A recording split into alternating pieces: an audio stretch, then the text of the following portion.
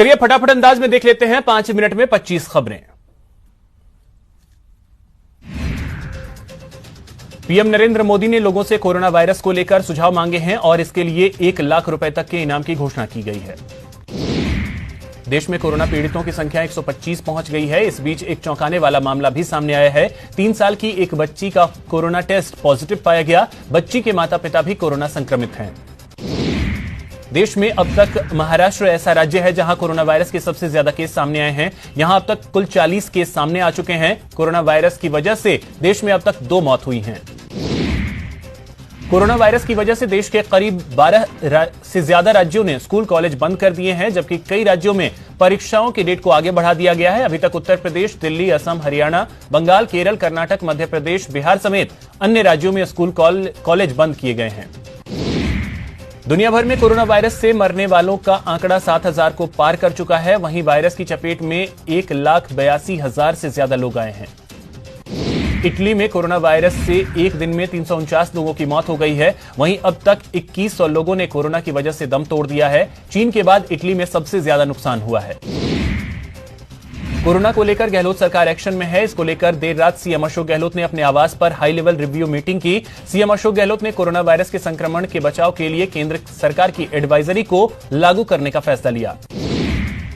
CM ने सभी सार्वजनिक स्थलों पर 50 से अधिक लोगों के इकट्ठा होने पर पाबंदी लगाने के निर्देश दिए हैं। यह पाबंदी 31 मार्च तक लागू रहेगी। बाद में स्थिति की समीक्षा कर समुचित निर्णय लिया जाएगा। सीएम गहलोत ने यह भी कहा कि संक्रमण का रोकथाम ही सर्वोत्तम बचाव है। कोरोना के खिलाफ बीजेपी ने जंग का ऐलान कर दिया है। देश भर में जन जागरण अभियान का आगाज होगा। गोविंद देव जी मंदिर के पास से इस अभियान की शुरुआत होगी। कोरोना वायरस पर स्वास्थ्य मंत्री डॉक्टर रघु शर्मा ने कहा कि जयपुर के सवाई मानसिंह अस्पताल में इलाज प्रक्रिया काबिले तारीफ है। उन्होंने कहा कि मरीजों को HIV, स्वाइन फ्लू और मलेरिया की दवा देकर ठीक किया गया है, वो काबिले तारीफ है। कोरोना वायरस को लेकर सरकार की ओर से हेल्पलाइन नंबर 1075 और 1800-112-545 जारी किए गए हैं। ये दोनों नंबर 24 घंटे चालू रहेंगे और इस पर फोन करके आप कोरोना से जुड़ी जानकारी हासिल कर सकते हैं। देश में कोरोना के बढ़ते कहर को देखते हुए पश्चिम बंगाल सरकार ने कई बड़े फैसले लिए हैं। राज्य सरकार ने कोरोना वायरस से निपटने के लिए 200 करोड़ रुपए का कोष बनाने का फैसला लिया है। वहीं कोरोना वायरस को लेकर बिहार के सीएम नीतीश कुमार ने बयान दिया है। उन्होंने कहा कि डरने की जरूरत नहीं है। बिहार में अब तक कोई मरीज नहीं मिला है। दिल्ली में बीजेपी संसदीय दल की बैठक हो रही है। बैठक में पीएम नरेंद्र मोदी मौजूद हैं।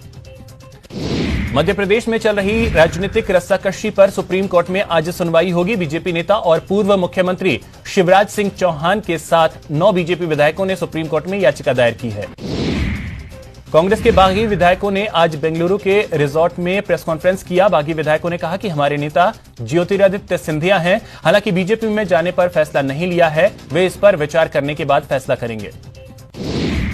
गुजरात राज्यसभा चुनाव को लेकर एआईसीसी पर्यवेक्षक आज जयपुर आएंगे। रजनी पाटिल और BK हरिप्रसाद जयपुर आ रहे हैं, जहां वे कांग्रेस विधायकों के साथ बैठक कर उनकी राय जानेंगे।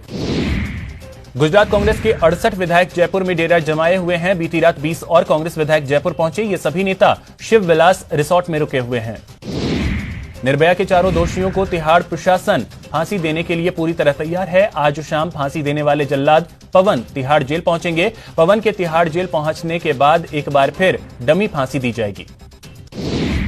बिहार विधानसभा चुनाव से पहले महागठबंधन के 3 प्रमुख दलों ने आरजेडी को चेतावनी दी है। उन्होंने कहा कि सिर्फ एक पार्टी की वजह से कोऑर्डिनेशन कमेटी नहीं बन पा रही। अगर जल्द कमेटी नहीं बनी तो ये अलग रास्ता अपना सकते हैं।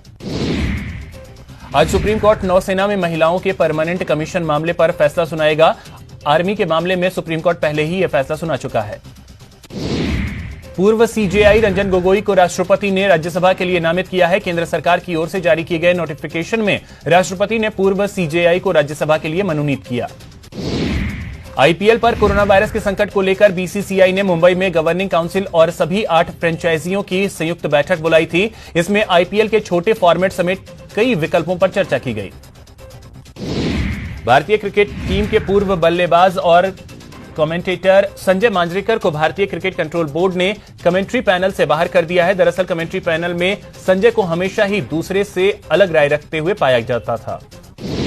कोरोना वायरस का असर टोक्यो ओलंपिक पर भी पड़ सकता है। इंटरनेशनल ओलंपिक कमेटी के प्रमुख थॉमस बाख ने कहा कि कोरोना वायरस को लेकर विश्व स्वास्थ्य संगठन यानी WHO से सलाह ली जा रही है। इसके बाद ही ओलंपिक को रद्द करने या टालने का फैसला लिया जाएगा।